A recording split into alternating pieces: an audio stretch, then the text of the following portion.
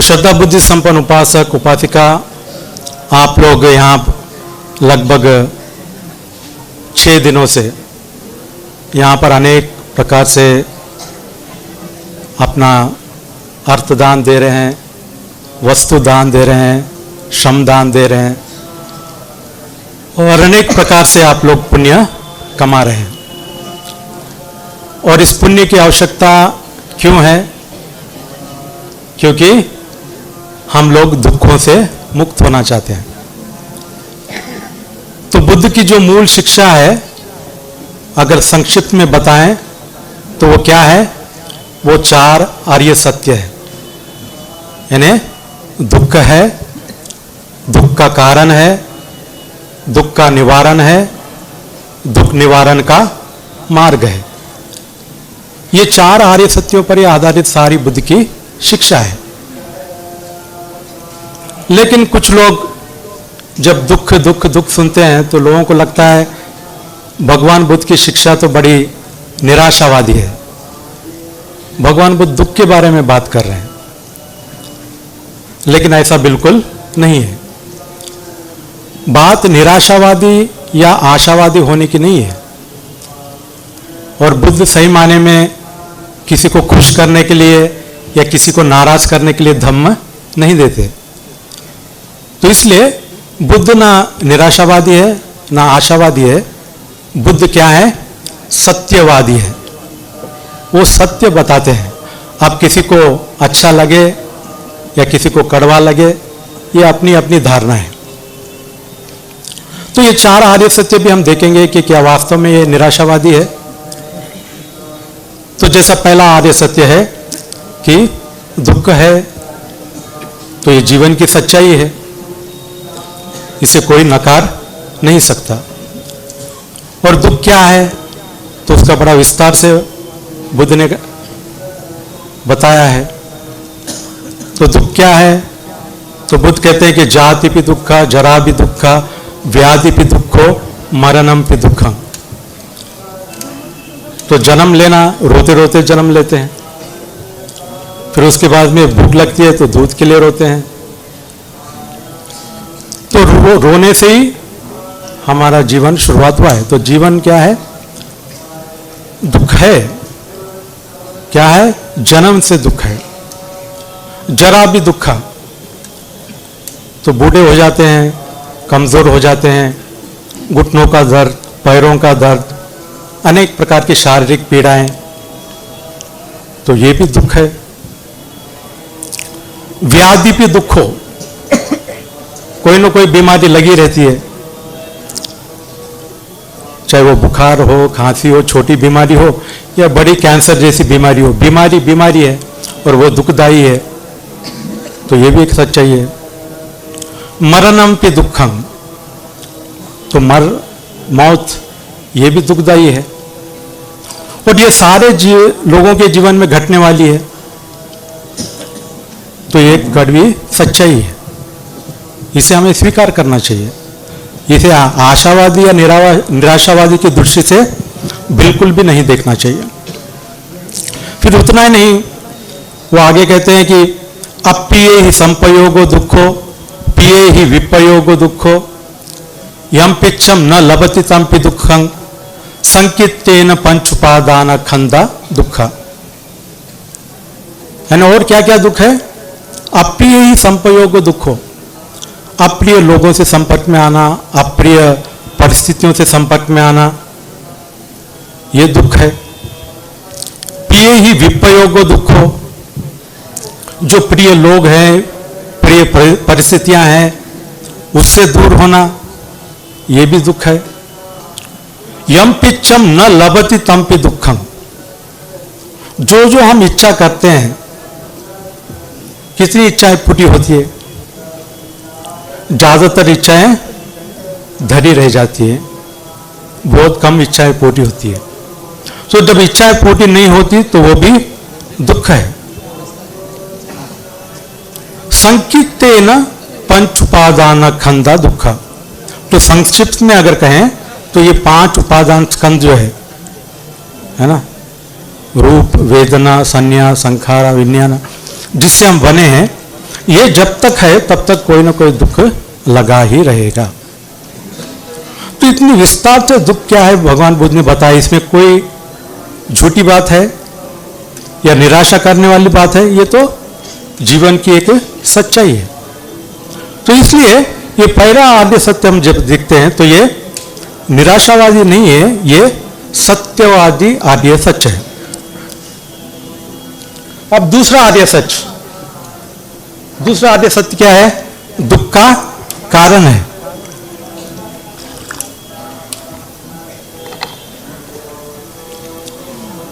तो हर चीज का कारण होता है, तो दुख का भी कारण है। तो कारण क्या है?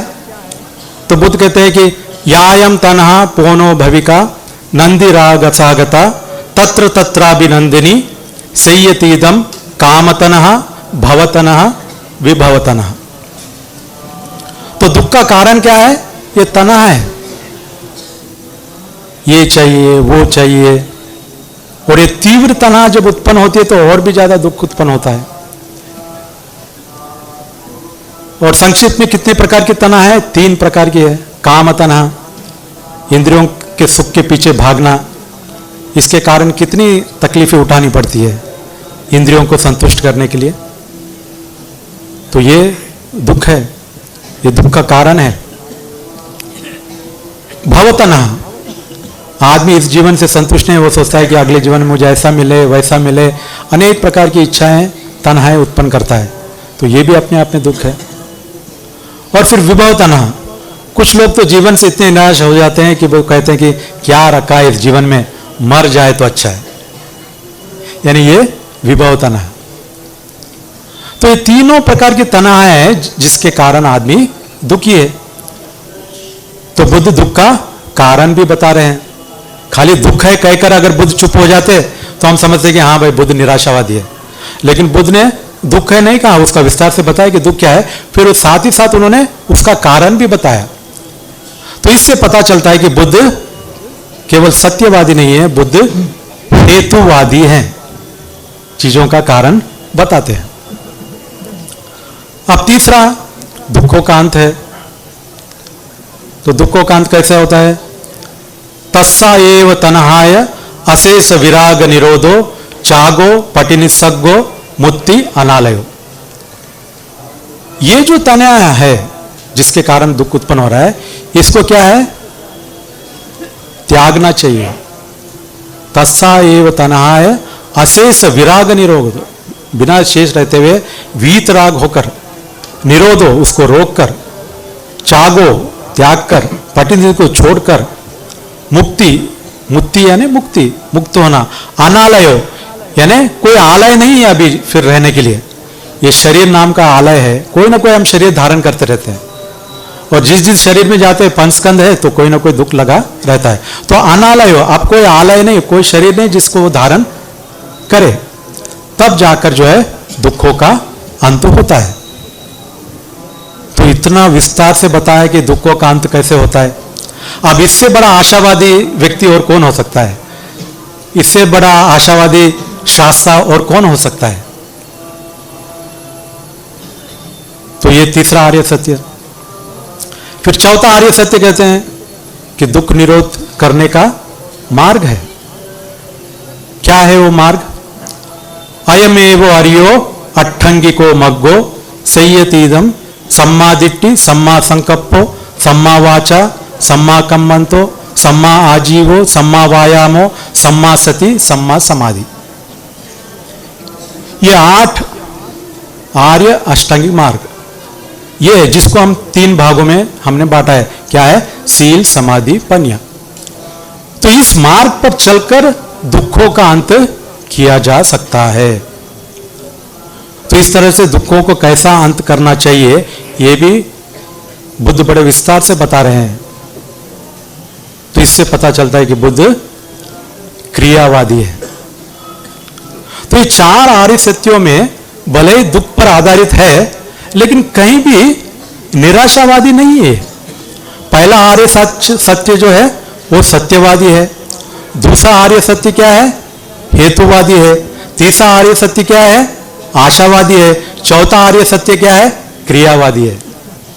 तो कहीं भी बुद्ध निराशावादी दिखाई देते हैं? नहीं। तो कुछ लोगों का कहना है कि बुद्ध ऐसे दुख दुख बोल के क्यों बताते हैं? सुख बोल के बताना चाहिए ना। सुख है, सुख का कारण है, ऐसा बताना चाहिए। ये दुख है, दुख का कारण है, ऐसे क्यों बताते हैं? तो हमको ये समझना चाहिए कि बुद्ध एक डॉक्टर के समान है, आध्यात्मिक डॉक्टर है। तो जब आप डॉक्टर के पास जाते हो बीमार होकर, तो डॉक्टर आपसे कैसे बात करता है कि भाई अच्छा आपकी ये बीमारी है और ये बीमारी का ये कारण है और इसका कारण ऐसा निवारण हो सकता है और इसके लिए ये दवाई लेनी चाहिए, ऐसा ही ना डॉक्टर बात करता है। तो आप कहेंगे कि कैसा डॉक्टर है? एकदम निराशावादी, बीमारी के बारे में बात कर रहा है, बीमारी है, ये बीमारी का ये कारण है, इसका ऐसा निवारण हो सकता है, इसके लिए ये लो। तो और क्या बात करेगा डॉक्टर? बीमार आदमी के पास आप ये कहोगे सुख ये है, स्वस्थ ये है, स्वस्थ का कारण ऐसा है, स्वस्थ ऐसे प्राप्त किया, ऐसे बात करोगे? कोई मायने नहीं रखता। दुखी आदमी के बारे पास जाकर तुम सुख की परिभाषा, सुख के बारे में बड़ा भाषण या प्रवचन दो, कोई अर्थ नहीं है। उसको खाली दुख का कारण बताना है, निवारण बताना है, उसका मार्ग बताना है, वो दवाई देना है। और जैसे ही वो उस मार्ग पर चलता है या वो दवाई लेता है तो स्वस्थ तो अपने आप उसको प्राप्त हो जाता है। डॉक्टर को उसको बताने की जरूरत नहीं है स्वस्थ के बारे में, वो तो अनुभव करने की चीज है। तो उसी तरह से सुख तो अनुभव करने की चीज है। एक डॉक्टर होने के नाते बुद्ध केवल दुख क्या है, दुख का कारण क्या है, उसका निवारण क्या है और निवारण का मार्ग क्या है, ये बताते हैं। आप उस पर चलिए, बाद में जो आपको अनुभव होगा वो सब सुख ही तो होगा। जैसे शील पे चलोगे तो शील का अपना सुख अनुभव होगा, समाधि का अभ्यास करोगे तो समाधि का अपना एक सुख होगा, प्रज्ञा जगाओगे तो प्रज्ञा का अपना एक सुख होगा। तो सुख अनुभव करने की बात है और अनुभव करने के लिए क्या करना चाहिए ये बताना चाहिए। खाली सुख के बारे में बड़े बड़े शब्दों में उसका विस्तार कर कर उसकी परिभाषा देकर इससे कुछ होने वाला नहीं है। खास करके जो व्यक्ति बीमार है, जो व्यक्ति दुखी है। तो इस तरह से ये चार आर्य सत्यों में हम देखते हैं कि बुद्ध क्या है? सत्यवादी है, हेतुवादी है, आशावादी है और क्रियावादी है। कहीं पर भी बुद्ध निराशावादी नहीं है। अब आम भाषा में अगर कहें या लोगों के समझ में आए कि दुख है तो दुख का कारण क्या है, तो इतना तन्हा ये सब एक्सप्लेन करो तो शायद ये सूक्ष्म बातें आम आदमी को समझ में ना आए। तो आम आदमी की भाषा में हम कह सकते हैं कि भाई शील का, पंचशीलों का पालन न करना दुख है, ऐसा हम कह सकते हैं। यानी हत्या करना, चोरी करना, व्यभिचार करना, झूठ बोलना, गाली गलौज करना, नशा पता करना, ये दुख है। और इसलिए यहां पर पहले रोक लगनी चाहिए। और इसलिए जब भी कोई बौद्ध कार्यक्रम होता है तो आपने देखा होगा वो सारे कार्यक्रम त्रिशरण और पंचशील से शुरू होते हैं। आज भी आपने किससे शुरू किया? त्रिशरण पंचशील से शुरू किया। यानी पहले उस पर काम करना चाहिए अगर आपको दुखों को दूर करना है। तो हर बार आप लोग त्रिशरण पंचशील लेते हैं, तो ये जो 3 शरण पहले क्यों लेते हैं, बाद में पंचशील क्यों लेते हैं, इसके बारे में कभी विचार किया है? हमेशा लेते हैं और क्या कहते हैं? बुद्धं शरणं गच्छामि, धम्मं शरणं गच्छामि, संघं शरणं गच्छामि। तो इस शरण में जाना यानी क्या है? अगर शाब्दिक अर्थ लें, शरण में जाना यानी चरणों में जाकर बैठना। तो बुद्ध के चरणों में जाकर बैठने मात्र से क्या दुख दूर होंगे? उसी तरह से धम्मं शरणं गच्छामि, तो धार्मिक किताब रखोगे और उसके चरणों में जाकर बैठोगे तो दुख दूर होंगे? तो वास्तव में शरण में जाना क्या है पहले ये जानना जरूरी है। और उसके बाद बुद्ध धम्म संघ ये 3 शरण क्यों जाना चाहिए? क्या एक शरण से काम नहीं चलेगा? इस पर भी विचार करना जरूरी है। तो इतने सालों से हम ये ले रहे हैं त्रिशरण पंचशील, कितने लोगों ने इस पर विचार किया है कि क्यों हम लोगों को 3 शरण लेना पड़ता है पंचशील के पहले? बहुत कम लोग इसके ऊपर विचार किए होंगे। भंते जी कह रहे हैं हमको लेना है बस। तो इसको हम एक उदाहरण से समझेंगे, क्योंकि उदाहरण से बात अच्छी समझ में आती है। तो जैसे मान लो कोई व्यक्ति बीमार है ना, कोई ना कोई बीमारी है। जैसे हमने कहा दुख में बीमार होना भी एक दुख है। तो जो व्यक्ति बीमार है और अपनी बीमारी से मुक्त होना चाहता है तो उसको क्या करना चाहिए? क्या घर में बैठ के पूजा करे कि हे भगवान मेरा बुखार चला जाए, हे भगवान मेरी खांसी चली जाए, मैं खांसी चली जाने के बाद आपको 1.25 रुपए का पेड़ा चढ़ाऊंगा, ऐसे बोलने से जाने वाली है? ऐसे नहीं जाते। तो जो व्यक्ति बीमार है उसको पहला काम क्या करना चाहिए? डॉक्टर के पास जाना चाहिए, है कि नहीं? तो इसका मतलब जाना नहीं क्या है? शाब्दिक अर्थ अगर ले तो चरणों में जाकर बैठना, लेकिन इसका वास्तविक अर्थ क्या है इसको जानना जरूरी है। तो यहां पर शरण में जाना यानी समर्पित होना। शरण में जाना यानी क्या है? समर्पित होना। और समर्पित होना यानी क्या है? जैसा डॉक्टर बताएगा वैसे करने को तैयार होना। वो सही मायने में शरण में जाना है। आप डॉक्टर की शरण में तो जाओगे, लेकिन डॉक्टर जैसा कहता है वैसा करोगे नहीं, तो कौन सा आपका इलाज होने वाला है?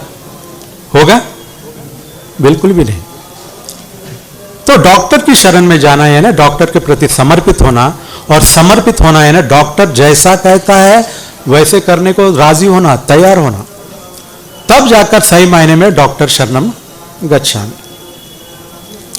ठीक है, डॉक्टर की शरण में चले गए, डॉक्टर जैसे कहता है वैसे करने को तैयार हो गए, तो क्या उससे बात बन जाती है? बीमारी दूर हो जाएगी? नहीं। तो फिर दूसरा काम क्या करना चाहिए? दूसरा काम या दूसरी शरण क्या है? दूसरा है दवाई शरणम गच्छामि, है ना? जो दवाई दी है उसकी शरण में जाना चाहिए। अब दवाई की शरण में जाना चाहिए ना, दवाई टेबल पे रखोगे और जाके फूल चढ़ाओगे नीचे तो काम करेगी दवाई? ऐसे काम नहीं करती। तो यहां पर दवाई शरणम गच्छामि का मतलब क्या है? दवाई जैसे लिख के दी है वैसे लेना चाहिए।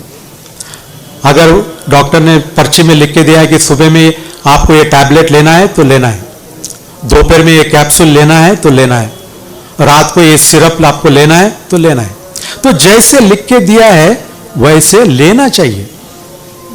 अब कुछ लोग बहुत होशियार भी होते हैं, वो क्या करते हैं? पर्ची लेते हैं, पर्ची लेते हैं और पढ़ना शुरू कर देते हैं। सुबह में 1 गोली, दोपहर में 1 कैप्सूल, रात को 1 सिरप।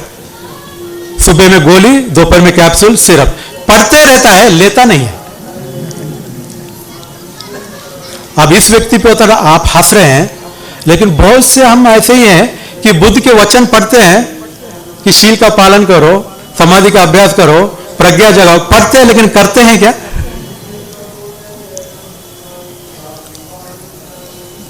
तो दवाई जैसे लिख के दी है वैसे लेना चाहिए, तब जाकर आपका इलाज हो सकता है। तो ठीक है, दवाई शरणम गच्छामि, आप दवाई की शरण में गए, यानी दवाई के प्रति समर्पित हो गए, यानी दवाई जैसे लिख के दी वैसे लेने को तैयार हो गए। तो उससे बात बन जाती है क्या? और कुछ करना नहीं है क्या? और भी कुछ करना है? तीसरा और एक काम करना है। वो क्या है? वो है नर्स शरणम गच्छामि। आप कहोगे क्या बनते जी, डॉक्टर शरणम गच्छामि बोले वहां तक ठीक है, दवाई शरणम गच्छामि कहा वहां तक भी ठीक है, ये नर्स शरणम गच्छामि क्यों बोल रहे हो? हम क्यों जाए नर्स की शरण में? हम नहीं जाते नर्स की शरण में। तो बात बनेगी? नहीं बनेगी। क्यों नहीं बनेगी? क्योंकि जैसा आप सब जानते हैं कि जब भी आप बीमार होते हो और हॉस्पिटल में जाते हो तो डॉक्टर तो क्या है, वो आता है, एक बार चेकअप करता है, दवाई लिखता है, चला जाता है। उसके बाद 24 घंटे आपकी देखभाल कौन करते हैं? नर्स करते हैं। नर्स आपको याद दिलाते हैं कि कौन सी गोली सुबह में लेनी है, कौन सी दोपहर में लेनी है, कौन सी रात में लेनी है, कौन सी खाने के पहले लेना है, कौन से खाने के बाद लेना है, क्या करना है क्या नहीं करना है। ये सारा मार्गदर्शन कौन करता है? या डॉक्टर करता है? नर्स करते हैं। तो अगर आप नर्स की बात नहीं सुनोगे तो आपका इलाज होगा? नहीं होगा। तो इसलिए नर्स शरणम गच्छामि, यानी नर्स की शरण में जाना चाहिए। नर्स जैसे बताते हैं वैसे पालन करना चाहिए, तब जाकर कोई व्यक्ति अपने बीमारी से मुक्त हो सकता है। यानी जो कोई व्यक्ति बीमार है उसको क्या करना चाहिए? डॉक्टर की शरण में जाना चाहिए, यानी डॉक्टर जैसा कहता है वैसा करना चाहिए। फिर दूसरा, दवाई की शरण में जाना चाहिए, यानी दवाई जैसे लिख के दी वैसे लेना चाहिए। तीसरा, नर्स की शरण में जाना चाहिए, यानी नर्स जैसा बताते हैं उनके मार्गदर्शन में वैसा करना चाहिए। तब जाकर कोई व्यक्ति अपनी बीमारी से मुक्त हो सकता है। तो ठीक उसी तरह से हम सभी मनुष्य, सभी प्राणी एक बहुत बड़े वैश्विक बीमारी से पीड़ित है, और उस बीमारी का नाम है दुख, है ना। अब दुख का मतलब ये नहीं कि शरीर में दर्द है तो दुख, सर में दर्द है दुख, कोई दुर्घटना हो गई तो दुख। दुख का मतलब इतना ऊपरी ऊपरी दुख है। ये तो पाली में जब बुद्ध दुख कह रहे हैं तो उसका मतलब क्या है? दुख का मतलब यहां पर गहरा अर्थ है असंतुष्टि। आदमी कभी भी किसी भी चीज से तृप्त नहीं होता। सुबह नाश्ता कर लो फिर दोपहर में भूख लगती है क्या नहीं? आज कपड़े पहनो फिर कपड़े बदलना पड़ता है। यानी कोई भी चीज हमेशा के लिए आपको संतुष्ट नहीं करती। तो ये जो असंतुष्टि है इसको बुद्ध ने दुख कहा है। तो गरीब जहां असंतुष्ट है, अमीर भी असंतुष्ट है। क्या हम कह सकते हैं कि अमीर को दुख नहीं है? अमीर संतुष्ट है ऐसा हम कह सकते हैं? नहीं। जहां अशिक्षित दुखी है वहां शिक्षित भी दुखी है। जहां इस धर्म का आदमी दुखी है उस धर्म का आदमी भी दुखी है। इस देश का आदमी दुखी है उस देश का भी आदमी दुखी है। इस समाज का आदमी दुखी है उस समाज का आदमी भी दुखी है। सभी तो दुखी है, सभी तो असंतुष्ट है। तो ये जो असंतुष्टि है, ये जो दुख है, सारे प्राणी, सारे मानवों का बीमारी है। तो ये जो वैश्विक बीमारी है, अगर इससे हमको मुक्त होना है तो इसके लिए भी एक डॉक्टर चाहिए, इसके लिए भी एक दवाई चाहिए, और इसके लिए भी एक नर्स चाहिए। तो कौन है वो डॉक्टर जो दुख नाम की बीमारी को दूर करे? कौन सी है वो दवाई जो दुख नाम की बीमारी को दूर करे? कौन है वो नर्स जो हमारा मार्गदर्शन करे ताकि ये दुख नाम की बीमारी दूर हो? हाँ, तो इसलिए जब हम कहते हैं यहां पर क्या है, बुद्ध एक डॉक्टर है, आध्यात्मिक डॉक्टर है। धम्म आध्यात्मिक दवाई है और संघ आध्यात्मिक नर्स है। इसलिए हम उनकी शरण में जाते हैं। तो इसलिए जब भी आप कहो बुद्धम शरणम गच्छामि, धम्मम शरणम गच्छामि, संघम शरणम गच्छामि, तो हमेशा ये ख्याल रखना चाहिए कि बुद्ध हमारे लिए क्या है, धम्म हमारे लिए क्या है, संघ हमारे लिए क्या है। आप बुद्धम शरणम गच्छामि कहते हो, समझ से बुद्ध कोई चमत्कारी देवता है, कुछ चमत्कार कर देगा, हमारा दुख दूर हो जाएगा, तो आप भटक गए, फिर कुछ नहीं हो सकता। धम्मम शरणम गच्छामि जो बोलते, धम्म यानी कोई चमत्कारी विद्या है जिसके चमत्कार से हमारे दुख दूर हो जाएंगे, ऐसा समझते हो तो फिर भटक गए। संगम शरणम गच्छामि यानी संघ कोई चमत्कारी बाबा है, कुछ तावीज बांध देगा, कुछ मंत्र फूंक देगा तो और हमारी बीमारी दूर हो जाएगी, ऐसा समझते हो तो फिर भटक गए। तो जब भी आप कहो कोई बुद्धम शरणम गच्छामि, तो हमेशा ख्याल रखना है कि बुद्ध हमारे लिए एक आध्यात्मिक डॉक्टर है, इसलिए हम उसकी शरण में जा रहे हैं। जब आप कहेंगे धम्मम शरणम गच्छामि, तो हमेशा दिमाग में ख्याल रखना चाहिए कि धम्म हमारे लिए एक आध्यात्मिक दवाई है, इसलिए उसकी शरण में जा रहे हैं। जब हम कहते हैं संगम शरणम गच्छामि, तो हमेशा यह ख्याल रखना चाहिए कि संघ हमारे लिए एक आध्यात्मिक नर्स के समान है, इसलिए उसकी शरण में जा रहे हैं। ऐसा समझकर अगर आप शरण लोगे तो वो शरण आपकी काम की है, वरना वो किसी काम की नहीं है, वो केवल एक मंत्र बनकर रह जाता है। तो अब कुछ लोगों का कहना है कि नहीं, संघ के जाने की आवश्यकता नहीं है, संघ की शरण में बुद्ध और धम्म की शरण में गए तो काफी है। ऐसे भी कुछ चर्चा हमारे भारत देश में चलती रहती है। तो जैसे हमने उदाहरण से आपको बताया है कि एक जो डॉक्टर है वो तो क्या है, एक बार आता है, चेकअप करता है, दवाई लिखता है और चला जाता है। उसके बाद 24 घंटे आपकी देखभाल कौन करते हैं? नर्स करते हैं। तो ठीक उसी तरह से 2600 साल पहले सम्मा संबुद्ध नाम के डॉक्टर आए, धम्म नाम की त्रिपिटक है ना, वो दवाई दिए और चले गए। तो फिर उस 2600 साल से आपका मार्गदर्शन कौन कर रहा है? कौन कर रहा है? संघ कर रहा है। तो वो नर्स का काम कर रहे हैं। तो अगर आप उनकी शरण में नहीं जाओगे तो कैसे इलाज होगा? तो केवल दो शरण से काम नहीं चलता, खाली डॉक्टर और दवाई से काम नहीं चलता, नर्स भी उतना ही आवश्यक है। तो इस मायने में हम बुद्धम शरणम गच्छामि, धम्मम शरणम गच्छामि, संगम शरणम गच्छामि कहते हैं। तो फिर अब और एक प्रश्न उत्पन्न हो सकता है कि भाई ठीक है भंते जी, आप कह रहे हैं कि बुद्ध डॉक्टर है, धम्म दवाई है और संग नर्स है, तो फिर बस है, तो फिर अलग से पंचशील क्यों दे रहे हो? ये प्रश्न भी ठीक है कि जब आप कह रहे हो कि बुद्ध डॉक्टर है, धम्म दवाई है और संग नर्स है, तो फिर बस है, और पंचशील की क्या आवश्यकता है? तो आप किसी भी डॉक्टर के पास जाएं, है ना, जब आप बीमार होते हो आप किसी भी डॉक्टर के पास जाते हो तो डॉक्टर आपकी बीमारी के बारे में बताता है कि भाई ये बीमारी है और दवाई आपको देता है।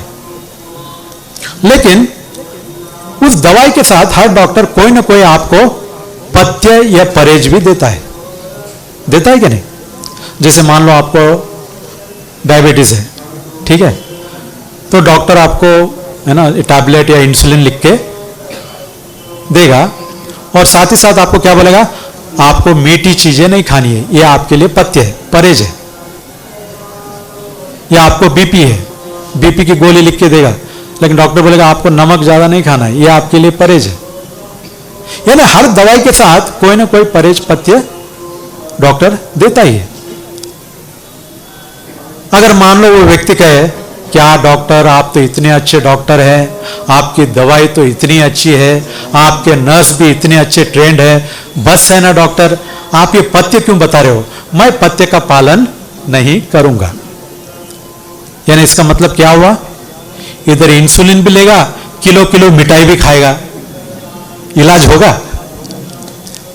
इधर बीपी की गोली भी लेगा और मुट्ठी मुट्ठी नमक भी खाएगा, इलाज होगा? ऐसे इलाज नहीं होता। तो डॉक्टर क्या कहेगा, ठीक है महाशय, बहुत अच्छी बात है, हम अच्छे डॉक्टर हैं, हमारी दवाई भी बहुत अच्छी है, हमारे नर्स भी बहुत अच्छे ट्रेंड है, लेकिन अगर तुम पथ्य का पालन नहीं करोगे तो मेरी दवाई तुम पर असर नहीं करेगी। अगर तुम चाहते हो कि मेरी दवाई तुम पर असर करे तो तुमको पथ्य का पालन करना ही होगा। यानी दवाई का जितना महत्व है पथ्य का भी उतना ही महत्व है। बिना पथ्य के कोई दवाई काम नहीं करती। तो ठीक उसी तरह से हमारे जो आध्यात्मिक डॉक्टर भगवान बुद्ध हैं वो भी यही कहते हैं कि सुनो मनुष्य लोग, अगर तुम चाहते हो कि मेरी धम्म नाम की दवाई तुम पर असर करे, मेरे धम्म नाम की दवाई तुम पर काम करे, तो आप लोगों को ये पंचशील का पथ्य पालन करना होगा। अगर ये पंचशील का पथ्य का पालन नहीं करोगे तो मेरी धम्म नाम की दवाई तुम पर असर नहीं करेगी। तो यानी धम्म नाम की दवाई का जितना महत्व है पंचशील पथ्य का भी उतना ही महत्व है। बिना पंचशील का पथ्य पालन किए कोई भी धम्म तुम पर असर करने वाला नहीं है। और इसीलिए ये त्रिशरण और पंचशील एक साथ दिए जाते हैं, है क्या नहीं? त्रिशरण देकर छोड़ देते हैं क्या? नहीं, त्रिशरण के साथ साथ पंचशील भी देते हैं। यानी डॉक्टर भी चाहिए, दवाई चाहिए, नर्स तो चाहिए, साथ ही साथ पथ्य का भी पालन करना होगा, तभी जाकर तुम्हारे दुख दूर हो सकते हैं। तो इस तरह से हमको इन बातों को समझना होगा और फिर उस पर अमल करना होगा। वो क्या है कि बुद्ध हमारे लिए डॉक्टर है, धम्म हमारे लिए दवाई है, संघ हमारे लिए नर्स है और पंचशील हमारे लिए पथ्य है। ऐसा समझकर अगर हम इसको ग्रहण करते हैं तब हमारे जीवन में परिवर्तन आ सकता है, हम सुखी हो सकते हैं, सुख के मार्ग पर चल सकते हैं। आप कहीं पर भी अपने समाज में देख लीजिए, चाहे परिवार में, चाहे समाज में, देश में, दुनिया में, कहीं भी आप देख लीजिए, अगर दुख है तो दुख का कारण क्या है? किस कारण से दुख है?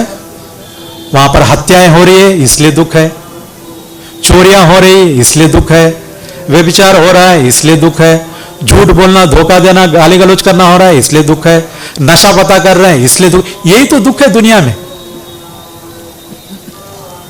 तो जब तक हम शील का पालन नहीं करेंगे हमारा दुख दूर होने वाला नहीं है। शील बुनियाद है। इसलिए भगवान बुद्ध ने कहा कि सीले न सुगति मियंती, सीले न भोग संपदा, सीले न निभूति मियंती, तस्मा सीलम विशोधे। सील से तुमको सुगति भी प्राप्त होगी, मरने के बाद नहीं, जीते जी अच्छी गति, सुगति, अच्छी गति प्राप्त होगी। भोग संपदा, जो तुम चाहते हो कि मुझे हमें अच्छी संपदा मिले, हम अच्छे गाड़ी बंगला सब हो, वो शील से भी प्राप्त किया जा सकता है। सीले न निभूति में, निर्वाण जैसा परम सुख भी शील से प्राप्त हो सकता है। इसलिए शील को शुद्ध करो। तो आज परिवार में, समाज में, सारे मानव में अगर समस्या है तो समस्या ये नहीं कि हम अलग अलग प्रांत के हैं, अलग अलग भाषा के हैं, यहां तक कि अलग अलग धर्म के हैं, वो हमारी समस्या नहीं है। हमारी मूल समस्या है कि हम किसी भी प्रांत के हो, किसी भी भाषा के हो, किसी भी धर्म के हो, क्या हम शील का पालन करते हैं? ये पंचशील का पालन न करना, ये समाज में समस्या है, ये देश में समस्या है, ये मानव की समस्या है। अलग अलग भाषा के होना यह समस्या नहीं है, अलग अलग प्रांत के होना यह समस्या नहीं है, अलग अलग वेशभूषा के होना यह समस्या नहीं है, यहां तक कि अलग अलग धर्म के होना यह भी समस्या नहीं है। किसी भी धर्म के हो, लेकिन पंचशील तो पालन करो। पंचशील अगर पालन करेंगे तो हमारी सारी समस्याएं खत्म हो जाएगी।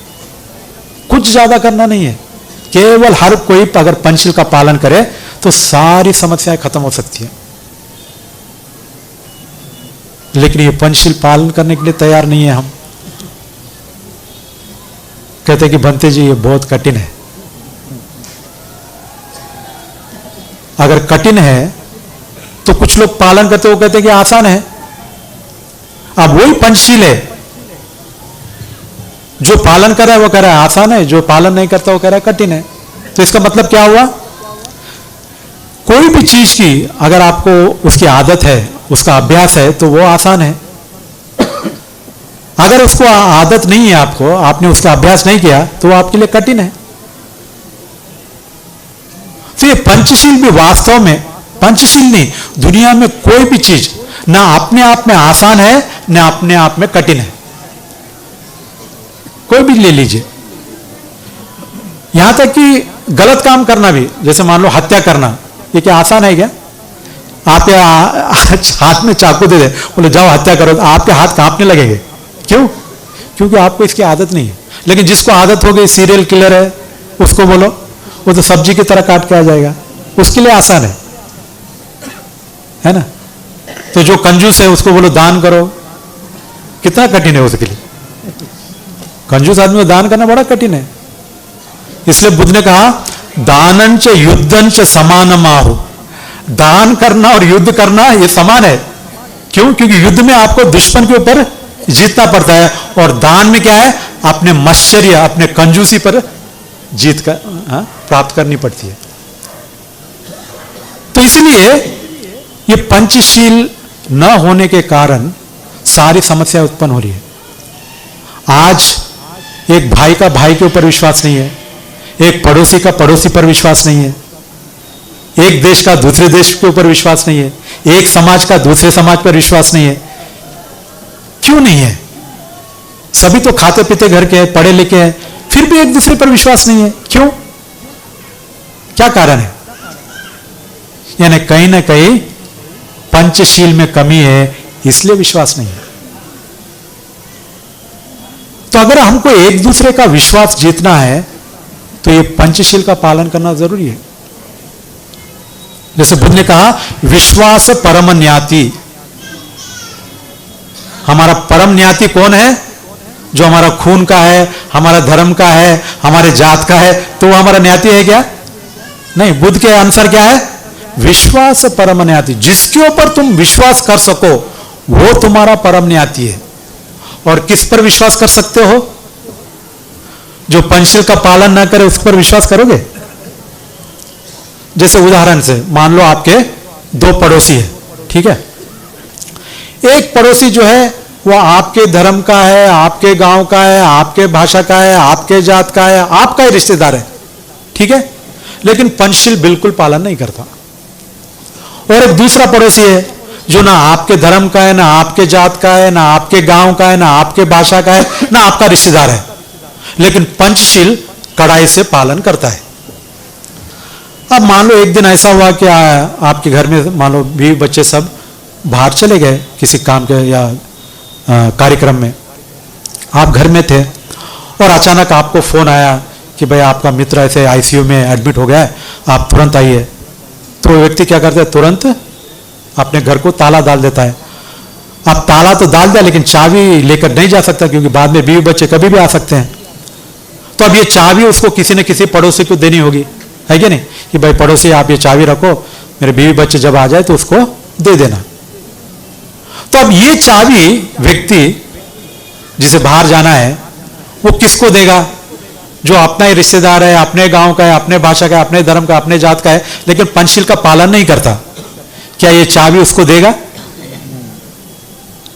और दूसरा है जो ना उसके धर्म का है, ना उसके जात का है, ना उसके गांव का है, ना उसका रिश्तेदार है, लेकिन पंचशील कड़ाई से पालन करता है, ये चाबी उसको देगा? जरूर देगा। तो देखो, जब विश्वास करने की बात आती है तो मन हमारा कैसे काम करता है? वहां पर हमारा धर्म, हमारा जात, हमारा खून, हमारा रिश्तेदार ये काम करता है क्या?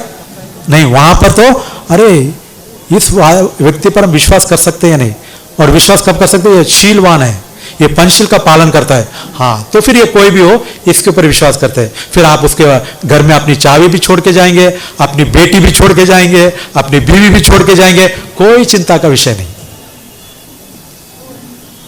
तो ये है शील में, है ना, विश्वास लाने का एक महत्वपूर्ण बुनियाद है। तो अगर आज हमको एक दूसरे पर विश्वास करना है, एक दूसरे में विश्वास लाना है, चाहे पड़ोसी होने के नाते है, या रिश्तेदार होने के नाते, या मित्र होने के नाते, तो हमको एक ही काम करना होगा, वो है शील पर काम करना होगा। शील एक बार पालन हो गया तो बाकी की चीजें भी अपने आप आ जाती है।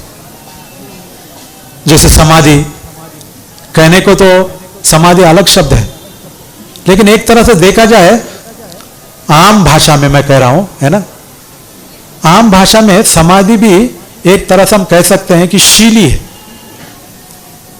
अब आप कहेंगे कैसे? तो शील में हम क्या करते हैं? शरीर और वाणी के दुष्कर्म त्याग देते हैं, है ना, उसके ऊपर संवर रखते हैं।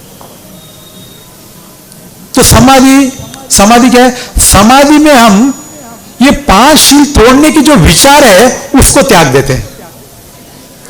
जब हम कहते हैं ना कि मेरा मन शांत नहीं है, एक जगह बैठता नहीं है, तो बहुत सारे विचार आते हैं ना, उसमें से कई चोरी के हो सकते हैं, व्यभिचार के हो सकते हैं, झूठ बोलने वाले हो सकते हैं, नशे पते के ये हो सकते हैं, हत्या के बारे में हो सकते हैं, अनेक। ये पंचशील अगर तोड़ा है अतीत में या किसी ने कारण या ऐसे विचार आते हैं तो फिर मन एकाग्र नहीं होता। तो सही मायने में देखा जाए, इसलिए हम कहते हैं कि पहले शील का पालन करो। शील के आधार पर समाधि उत्पन्न होती है। और समाधि भी क्या है कि विचारों में भी वो पंचशील तोड़ने के विचार नहीं आना चाहिए। जैसे विचार आया निकाल दो, जैसे विचार आया निकाल दो। तो ये पंचशील तोड़ने के विचार जैसे निकालते गए और फिर मन शांत हो जाता है, मन एकाग्र हो जाता है। तो ये समाधि है। यानी पंचशील का मन के स्तर पर पालन करना, यह है समाधि। फिर अब प्रज्ञा, कहने को तो शब्द अलग है, लेकिन है क्या? है वो भी शील ही। कैसे? तो प्रज्ञा में हम क्या करते हैं? ये जो पंचशील तोड़ने की जो प्रवृत्ति है, उस प्रवृत्ति को जड़ से उखाड़ फेंकते हैं। प्रज्ञा में हम क्या करते हैं? ये पंचशील तोड़ने की जो प्रवृत्ति, यानी सांसारिक इतने जीवनों से हमने ये प्रवृत्ति तैयार कर रखी है, कब क्या किया है ना, कह नहीं सकते। ये सारे थोड़े ही होंगे, ज्यादा या कम, और धीरे धीरे सुधारा है। तो ये जो प्रवृत्ति बनी हुई है, इस प्रवृत्ति को जड़ से उखाड़ फेंकना, पंचशील तोड़ने की प्रवृत्ति को जड़ से उखाड़ फेंकना, यह है प्रज्ञा। यानी शील में तो शील है ही है, समाधि में भी शील है, प्रज्ञा में भी शील ही है। और शायद इसीलिए भगवान बुद्ध ने कहा, शीले न सुगति मियंती, शीले न भोग संपदा, शीले न निवृत्ति मियंती, तस्मा शीलो मिथुते। यानी बुद्ध यहां पर केवल शील की बात कर रहे हैं। तो कोई व्यक्ति कह सकता है बुद्ध तो खाली शील की बात कर रहे हैं, तो फिर समाधि की आवश्यकता नहीं है, फिर प्रज्ञा की आवश्यकता नहीं है, ऐसा किसी को लग सकता होगा। लेकिन ऐसा बिल्कुल नहीं है। शील अगर एक बार प्रतिष्ठित हो गया, तो वही शील मन के स्तर पर पालन करना है, तो समाधि आ गई।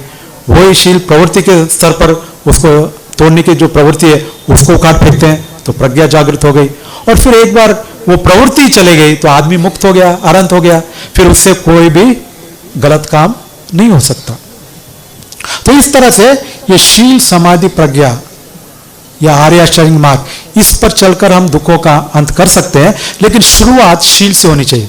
बहुत सारे दुख तो हमारे पंचशील पालन करने से दूर हो जाते हैं।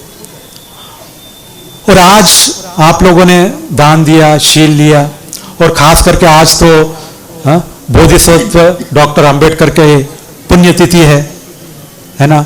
आज आपने उनके नाम पर सुबह यहाँ पर कार्यक्रम किया, फूल मालाएं चढ़ाए उनके गले में, फिर दोपहर में संगदान भी हुआ। तो जब हम उनको बोधिसत्व मानते हैं, तो बोधिसत्व की शिक्षा क्या है, इसको भी समझना चाहिए। उन्होंने क्या शिक्षा दी? जैसे बुद्ध ने कहा शील, समाधि, प्रज्ञा, और बोधिसत्व बाबा साहब अम्बेडकर ने क्या कहा? शिक्षित बनो, संगठित रहो, संघर्ष करो। जब हम कहते हैं कि वो बोधिसत्व है, तो क्या बुद्ध और बोधिसत्व की शिक्षाएं अलग अलग हो सकती हैं?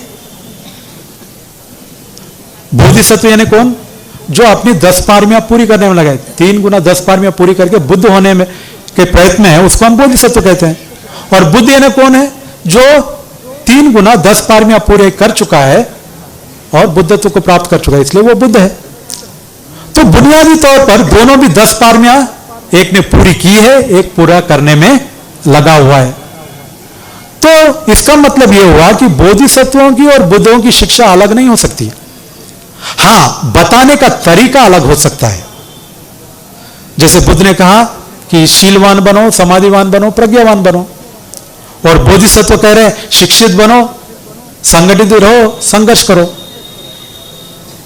तो इसका मतलब यह हुआ अगर बोधिसत्व और बुद्ध की शिक्षा एक ही है, तो फिर शील, समाधि, प्रज्ञा और शिक्षित बनो, संगठित बनो, संघर्ष करो, ये दोनों एक ही सिक्के के 2 पहलू हो गए। तो कैसे एक हो गए? अब उसका हमको विश्लेषण करना चाहिए, क्योंकि आज 6 दिसंबर है, तो मुझे लगता है इस बात को भी हमको समझना जरूरी है। तो जैसे बुद्ध ने कहा शीलवान बनो, शील के ऊपर जोर दिया, और बोधिसत्व ने कहा कि शिक्षित बनो, तो ये दोनों एक ही हैं क्या? और है तो कैसे है? तो जैसे बोधिसत्व ने कहा कि शिक्षित बनो, तो शिक्षित बनो का मतलब क्या है? क्या कागज की डिग्रियां लेना है? शिक्षित का मतलब वो नहीं है। जब हम कहते हैं कि हमारा समाज शिक्षित बने, हमारा देश शिक्षित बने, हमारा परिवार शिक्षित बने, तो उसका पीछे कारण क्या है? क्यों हम चाहते हैं कि हमारा समाज, हमारा देश, हमारे परिवार शिक्षित बने?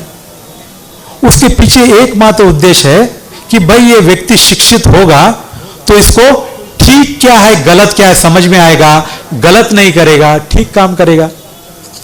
अगर ये शिक्षित होगा तो इसको अच्छा क्या है बुरा क्या है समझ में आएगा, बुरा नहीं करेगा, अच्छा करेगा। यानी ये दुश्शील नहीं होगा, शीलवान होगा, है क्या नहीं? यानी शिक्षित होना यानी शीलवान होना है, और शीलवान होना यानी शिक्षित होना है। कोई आदमी कहे अपने आप को शिक्षित हूं, लेकिन अगर वो शीलवान नहीं है तो हम उसको शिक्षित कह सकते हैं? कह सकते हैं। जैसे आज सिगरेट नहीं पीना चाहिए, है ना, ये शील का भाग है। अब सिगरेट के पैकेट पर भी लिखा होता है statutory warning, smoking is injurious to health, ऐसा लिखा होता है कि नहीं? पीना, सिगरेट फूकना शरीर के लिए हानिकारक है। अब वो पढ़ भी रहा है और फूक भी रहा है, इसको हम शिक्षित कहेंगे? ऐसे शिक्षित होने का कोई अर्थ नहीं है। तो इसलिए बुद्ध क्या है? आध्यात्मिक ढंग से समझा रहे हैं, बोधिसत्व क्या है? सामाजिक स्तर पर समझा रहे हैं, लेकिन बात वही है। तो बुद्ध कह रहे हैं कि शीलवान बनो, बोधिसत्व कहे शिक्षित बनो। तो शिक्षित बनना यानी शीलवान बनना है, शीलवान बनना ही शिक्षित बनना है। ठीक है, ये पहला हो गया। अब दूसरा है, बुद्ध ने कहा समाधिवान बनो, है ना, और बोधिसत्व ने क्या कहा? संगठित बनो। तो संगठित होना और समाधिवान होना ये एक ही सिक्के के दो पहलू हो गए। तो ये दोनों समान कैसे हैं? तो अब जब हम कहते हैं कि संगठित हो तो उसका मतलब क्या है? समाज बिखरा हुआ है, टूटा हुआ है, तो उसको एक करना है, उसको हम कहते हैं संगठित होना, है ना। समाधि क्या है? समाधि यानी हमारा जो मन विक्षिप्त है, उस विक्षिप्त मन को एकाग्र करना, यह समाधि है। तो बुद्ध क्या है? मन के स्तर को पर एकाग्र एक होने को कह रहे हैं। बोधिसत्व क्या है? सामाजिक स्तर पर एक होने को कह रहे हैं। यानी दोनों का कहने का तात्पर्य एक ही है, लेकिन एक आध्यात्मिक ढंग से समझा रहा है, दूसरा क्या है? सामाजिक ढंग से समझा रहा है। तो इसलिए समाधिवान होना ही संगठित होना है, और संगठित होना यानी समाधिवान होना चाहिए। जो आदमी का मन ही विक्षिप्त है, मन ही बेचैन है, वो क्या समाज को संगठित कर पाएगा? जो आदमी खुद बेचैन है, खुद का मन विक्षिप्त है, वो कैसे समाज को संगठित करेगा? तो इसलिए समाधिवान होना ही संगठित होना है, संगठित होना ही सही मायने में समाधिवान होना है। तो इस मायने में दोनों एक ही सिक्के के दो पहलू हैं। अब तीसरा है, बुद्ध ने कहा प्रज्ञावान बनो, और बोधिसत्व कह रहे संघर्ष करो। यानी ये दोनों एक ही सिक्के के दो पहलू हो गए। अब ये संघर्ष करना और प्रज्ञावान होना, इस दोनों में क्या समानता है? हा? संघर्ष करो यानी क्या है? किस बात के लिए संघर्ष? और यह प्रज्ञा, प्रज्ञा यानी क्या है? तो जब संघर्ष करो कह रहे हैं, तो बोधिसत्व क्या कह रहे हैं? समाज में जो कुरीतियां हैं, है ना, जो भेदभाव है, उसके खिलाफ संघर्ष करने के लिए कह रहे हैं। चाहे वो जातिवाद हो, लिंग भेद हो, हा?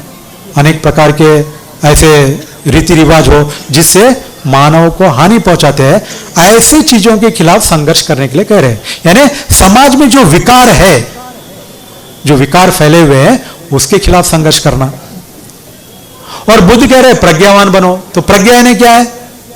तो प्रज्ञा भी एक संघर्ष है। क्या संघर्ष है? हमारे अंदर जो विकार है, राग द्वेष मोह, उसके खिलाफ संघर्ष करना, यह प्रज्ञा है। तो भगवान बुद्ध आध्यात्मिक ढंग से समझा रहे हैं कि अपने अंदर के विकारों के खिलाफ संघर्ष करो, और उसको वो कह रहे हैं प्रज्ञा। बोधिसत्व कह रहे हैं कि संघर्ष करो, समाज में जो विकार है उसके खिलाफ संघर्ष करो। तो इस तरह से अगर हम विश्लेषण करते हैं तो देखते हैं कि बोधिसत्व की शिक्षा और बुद्ध की शिक्षा अलग नहीं है। बुद्ध आध्यात्मिक ढंग से समझा रहे हैं, और बोधिसत्व जो है सामाजिक ढंग से समझा रहे हैं। इन बातों को समझना जरूरी है और अपने जीवन में अमल करना जरूरी है। जब तक हम इस पर अमल नहीं करेंगे, हमारे दुख दूर नहीं हो सकते। और हर कोई चाहता है कि मेरे दुख दूर हो, और वो दुख दूर करने के लिए अनेक प्रकार के प्रयत्न कर रहा है। कोई प्रार्थना कर रहा है, कोई उपवास कर रहा है, कोई तपस्या कर रहा है। हर कोई अपने अपने समझ के अनुसार प्रयत्न कर रहा है और करना भी चाहिए। तो बुद्ध के अनुसार जो है हमको शील, समाधि और प्रज्ञा के मार्ग पर चलना चाहिए, तभी सही मायने में हम दुखों को दूर कर सकते हैं। और इसको हमको केवल बुद्ध कह रहे हैं ऐसे इसलिए नहीं, अपनी बुद्धि का उपयोग कर तर्क कर देखना चाहिए कि भाई सही मायने में शील का पालन करने से क्या मेरे दुख दूर होंगे, क्या परिवार के दुख दूर होंगे, क्या समाज के दुख दूर होंगे। और दुख है तो क्या सही में ये पंचशील पालन न करने की वजह से है? अगर ऐसा विश्लेषण करेंगे तो खुद को जवाब मिल जाएगा कि हाँ सही, बुद्ध ने जो कहा है वो सही कहा है। और बुद्ध ने जो शिक्षा दी वो केवल बौद्धों के लिए दी है क्या? जब बुद्ध धम्म दे रहे थे तो वहां तब तो कोई बौद्ध थे नहीं, तब तो सब मानव ही थे, दुखी थे, और उस दुखी मानवों को बुद्ध धम्म दे रहे थे। तो इसलिए बुद्ध की शिक्षा केवल बौद्धों के लिए नहीं है, सभी मानवों के लिए है जो दुखों को दूर करना चाहते हैं, जो दुखों से मुक्त होना चाहते हैं, उनके लिए बुद्ध की शिक्षा है। तो इसलिए आज लगता है मेरा समय हुआ है क्या? 1 घंटा हो गया, ठीक है। तो मुझे तो 1 घंटे का समय दिया था। तो आज आप सब यहाँ पर आए, तीसरा पंचशील ग्रहण किया, ध्यान से प्रवचन सुना, और सुबह से लेकर शाम तक कई दिनों से अनेक प्रकार के पुण्य कार्य आप कर ही रहे हैं। तो अतीत में और वर्तमान में जो कोई भी पुण्य आपने कमाया है वो पुण्य आपके सुगति और प्रगति के लिए हेतु हो, और साथ ही साथ परम सुख जिसे निर्वाण कहते हैं वो सब आपको प्राप्त हो। ऐसे हम आप सबके लिए मंगल कामना करते हैं। भवतु सब मंगलम।